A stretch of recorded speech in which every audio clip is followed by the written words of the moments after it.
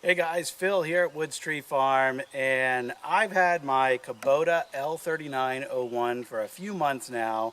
I've actually accumulated 80 hours on it already, which I know is a lot more than many of you out there do on your tractor, some of you even in a year.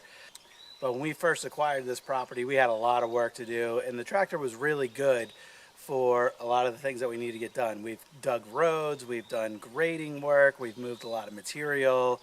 It's just been a great utility around the farm. We've used it to brush hog and for a tiller, to pull the hay wagon, which is actually hooked up behind me right now.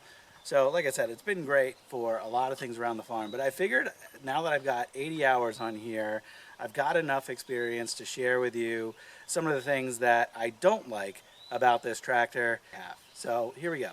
All right, so my first complaint about this tractor is actually a pretty common one about the L series tractors from a lot of people out there, but that is the lift capacity on the loader. I think it's only about 1,200 pounds, and they put a 350-pound bucket on the front of it, and it really only leaves you with maybe 900 pounds of lift capacity.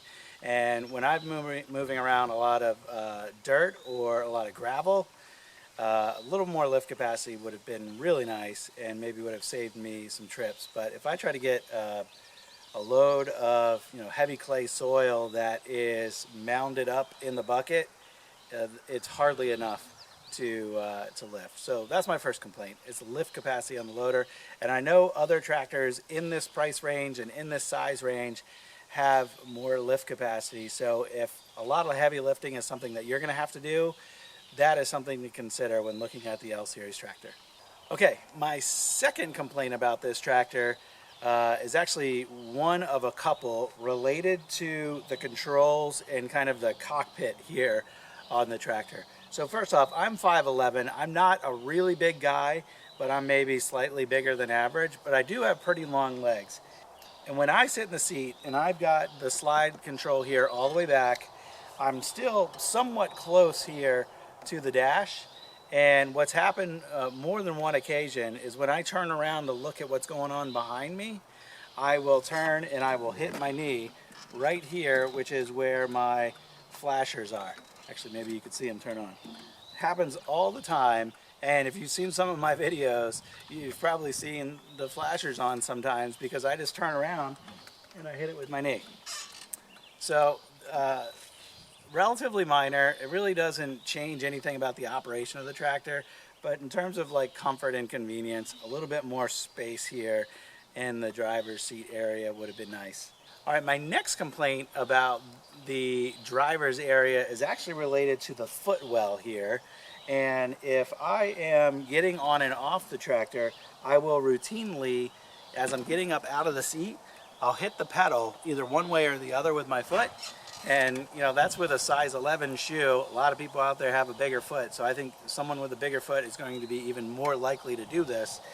And of course, if your weight is not in the seat and you hit the pedal, it's going to cut off the tractor because of the safety that's built into it. So I've only done that a few times, but I commonly have to double check myself and make sure I know where my foot is before I get up and turn to get off of the tractor. So those are my two big comfort issues in terms of the cockpit and the driver's comfort on this L series tractor. My next complaint actually has to do with a maintenance item, and a pretty important one at that. So, very often, maybe every time you use the tractor, you should be checking the oil. And it's all the way down here on a little dipstick that's not very well labeled. And it's hard to get into because you've got, I don't know if that's a hydraulic or a cooling line there, and you've got electrical here. So you've got to get your fingers way down in there. And I'm actually having trouble getting it right now. And pull it out without getting oil all over all these other things that are near it. So accessibility for the oil dipstick is a big complaint of mine. All right, come around to the front for another issue that I have. When you've got the brush guard on the front, you can't open the hood without moving this brush guard out of the way. That seems to be a little bit of a design oversight, but that's not really my complaint. My complaint is down inside here. Once we raise this, there's a pre-screen on the radiator that collects a lot of the loose material, particularly if you're brush hogging and you've got dry grass and seed from that grass that's coming up in here. This needs to be cleaned routinely, but there's no easy way to get it out when you have your loader on. And I'll show you over here. They make it so that you can get it out either side, which is nice. But no matter which side you take it out, it hits the loader. Hits the loader that way. Take it out over here. Hits the loader that way. So I don't really know what I'm supposed to do about that. Maybe I'm supposed to raise the loader up to as high as it can go in order to get this out and clean it properly. What I've been doing so far is actually just I leave it in there and I use my gas-powered leaf blower and I just blow this whole thing out, which has actually worked out pretty well. But really, if that got really dirty and the leaf blower didn't get it clean, I'd have to, you know, power on the tractor, raise the loader, then power off the tractor, and then take this out, and you know, that's a pain.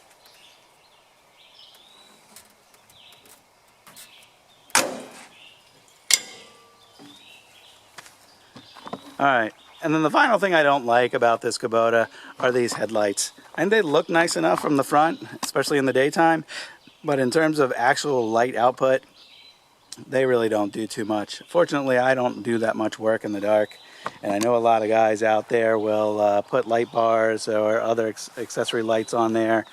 But for me, yeah, they don't do too much for me. Okay, bonus complaint here.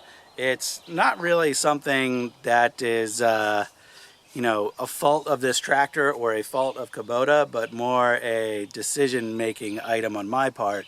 I bought this tractor with the R4 industrial tires, and anyone with experience with tractors, which I didn't have any when I bought this tractor, but anyone with experience will tell you that these tires are pretty much useless in the mud.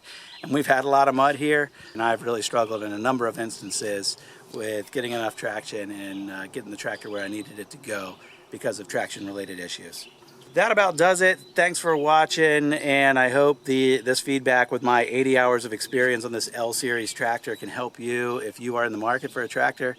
You know, most of the things that I shared aren't major concerns. You know, the lift capacity item is the only real item related to productivity or the actual capabilities of this tractor. But you know, everything else is more kind of comfort and convenience related. And for those things, you know, when you're working on a tractor for many hours a day or many hours a week or whatever it is in your case, some of those things can really start to get to you. So that's my feedback so far. And I think as far as you know, what we're doing around here, I do still feel this is the right size tractor for us in our property. We have 43 acres altogether, but 25 of it is wooded.